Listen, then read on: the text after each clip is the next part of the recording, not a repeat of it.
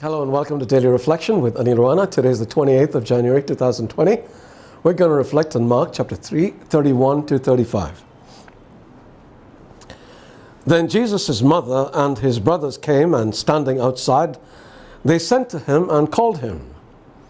A crowd was sitting around him, and they said to him, "Your mother and your brothers and sisters are outside asking for you." And he replied, "Who are my mother and my brothers?" And looking at those who sat around him, he said, "Here are my mother and brothers. Whoever does the will of God is my brother and sister and mother." The Gospel of the Lord. I am aware that I have a lot of viewers and readers on both sides of the Christian divide.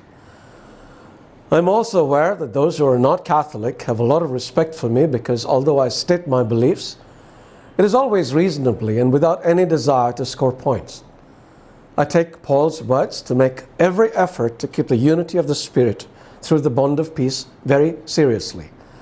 Paul also said there is one body and one Spirit, one hope, one Lord, one faith, one baptism, one God and Father of all, and we have to be united in that. Now the reason I say this is because I'm going to talk about Mary today.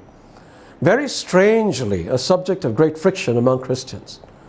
In today's passage, we find Jesus is told that Mary and his brothers and sisters were waiting to see him.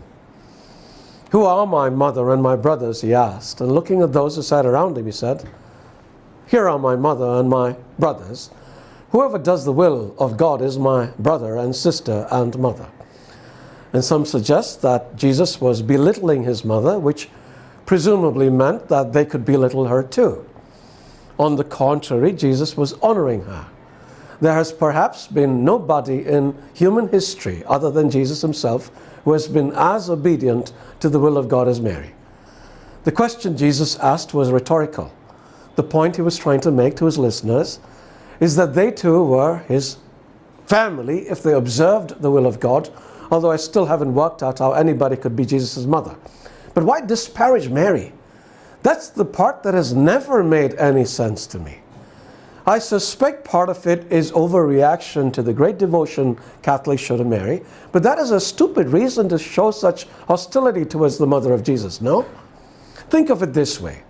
I mentioned at the start of this reflection that you two have a lot of respect for me.